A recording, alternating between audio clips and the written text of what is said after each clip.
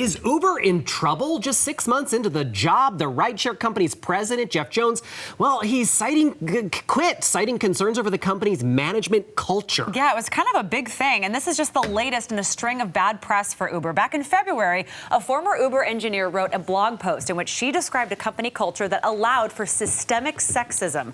Soon after, two of Uber's original investors penned an open letter slamming the company for what they called their destructive culture. Uber is a privately held tech company currently valued at $68 billion, so it's pretty serious. So how this might impact their bottom line, if at all?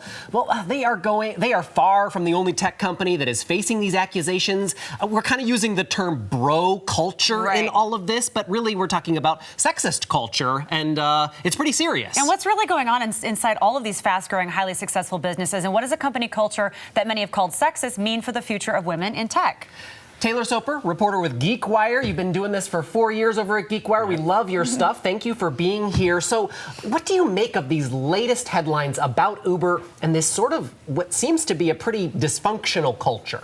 Yeah, dysfunctional is definitely one way to describe it. I mean, Uber is going through a lot of trouble right now. Not only the sexual harassment accusations, but as you mentioned, there's been several executives that have left because I think some of the culture issues. They're being sued by Google and the self-driving technology. So there's a lot of problems at Uber, but I think the main issue is the culture there and what that means both internally for the companies and the employees, but also externally for consumers like you and I. When we read these stories, what does that make us think of the company? And eventually, does that make us not use Uber, maybe opt for another option? So a lot of issues, and as you said, I think this will be a really good test case for the whole tech industry, because it's not just Uber. There's issues like this at every tech company, I think. If I'm working for a tech company, my first question is going to be, but is it affecting my bottom line? What is and isn't? And you've worked in this industry for a long time.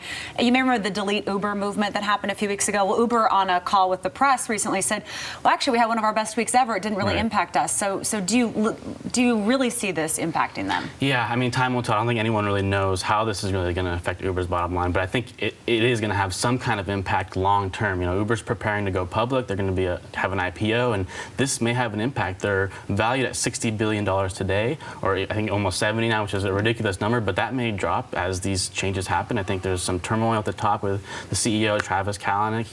They're trying to hire a COO now, and so we'll see how this shakes out, and I think it will affect the bottom line long term. I think it really affects consumer in terms of how they see the company, and when they read these types of stories, it just doesn't make you feel good about Uber. And Uber's history, I think, over time has just kind of been this image of a take no prisoners type of culture where I think they used to refer to some other hires as brilliant jerks.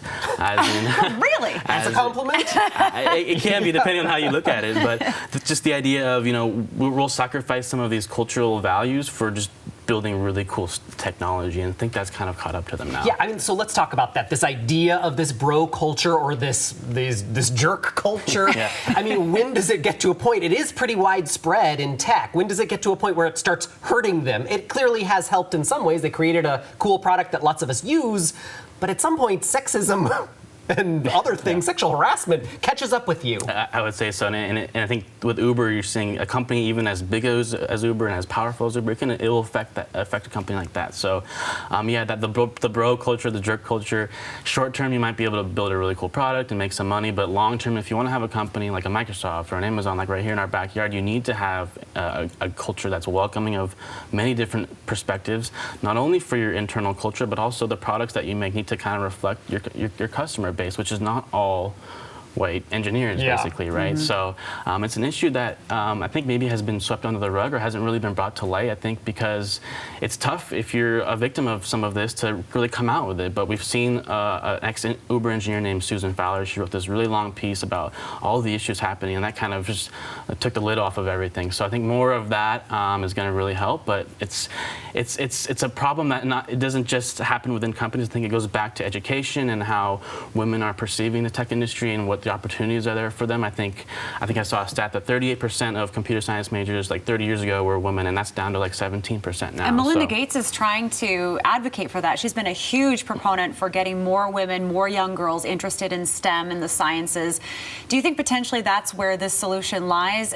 I ask that as a two-part question because if I'm a girl and I get into this, if I'm 8 or 9, but I hear that this might be the culture I'm going into. I mean, there has to be a solution on either end, I would think, to meet in the middle. And if you're a woman and you read a story like Susan Fowler's, it makes you not want to go into the tech industry, right? But I think that needs to happen for a longer term. So, we'll see what happens. I do think it's an education issue.